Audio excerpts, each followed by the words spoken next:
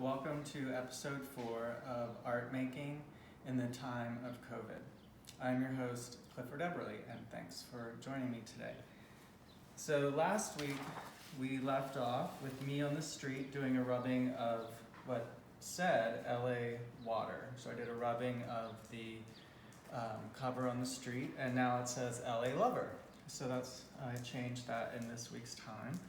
And I chose to do this piece about Amir Diameleh, who made Amir's garden in Griffith Park right above the observatory in around 1970. So in the 60s there was a really bad fire and all the hillsides above Griffith Park burned and nothing was left except tree stumps.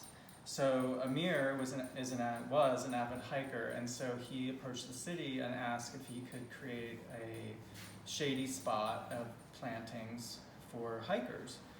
And the city said, sure, but you won't get any help from us. So they granted him this acreage, and he started dragging up all these plants and trees like oleander, geranium, and yucca.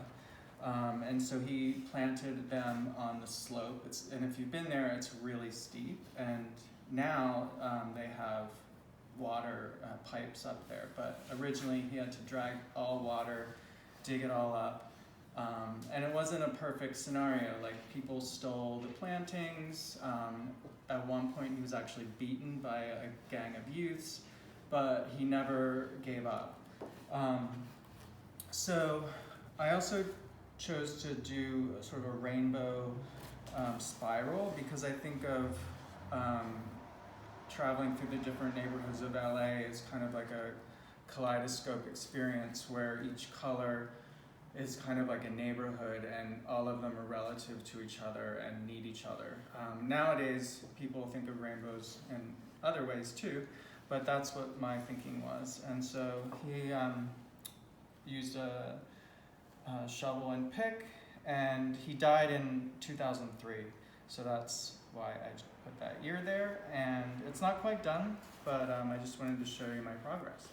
And I was thinking about where to possibly volunteer after things go back to how they were, and you can actually volunteer at Amir's garden, and I hope to do that. So and maybe you all can choose a place in LA or wherever you are to volunteer if you don't already do that. All right, thanks again, and see you next week.